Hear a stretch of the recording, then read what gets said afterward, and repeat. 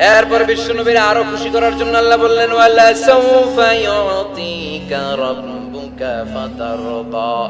ও নবী, অচিরে এমন এমন জিনিস আমি আপনারে দান করব, এগুলো পেয়ে আপনি খুশি হয়ে যাবে। কে বলে? কারে বলে? শুনতেছেন? বুঝতেছেন? কষ্ট হচ্ছে না তো? ওয়ালা সাউফা ইউতিকা রাব্বুকা ফাতারদা। অচিরেই এমন এমন জিনিস আমি আল্লাহ আপনারা দান করবো। ওরা আপনারা গালি দেয়, ওদের কথা আপনার মন খারাপ, আপনি হতাশ, ভয় পাবেন না, হতাশ হবেন না, নিরাশ হবেন না, আমার উপর ভরসা রাখেন না। এমন এমন জিনিস আমি আপনারে দেব, ওগুলো পেয়ে আপনি খুশি হয়ে যাবেন। সুবহানাল্লাহ পড়েন। আল্লাহর কাজই হলো বিশ্বনবীরে খুশি রাখা। Verily I'm gonna give you something that will make you happy. এমন জিনিস আপনারে দেব নবী, আপনি খুশি হয়ে যাবেন। আল্লাহর কাজই হচ্ছে বিশ্বনবীর খুশি রাখা। যেখানে বিশ্বনবীর মন খারাপ, ওইখানে বিশ্বনবীর আল্লাহ আছে না নাই? বিশ্বনবীর উপাধি দিয়েছেন আল্লাহ হাবিবুল্লাহ।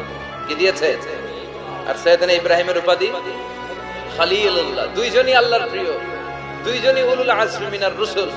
কিন্তু খলিল মানেও বন্ধু, হাবিব মানেও বন্ধু। খলিল মানে এমন বন্ধু যেই বন্ধু আল্লাহরে খুশি করার জন্য কাজ করে, আর হাবিব মানে এমন বন্ধু যেই বন্ধুরে খুশি রাখার জন্য আল্লাহ নিজেই কাজ করে।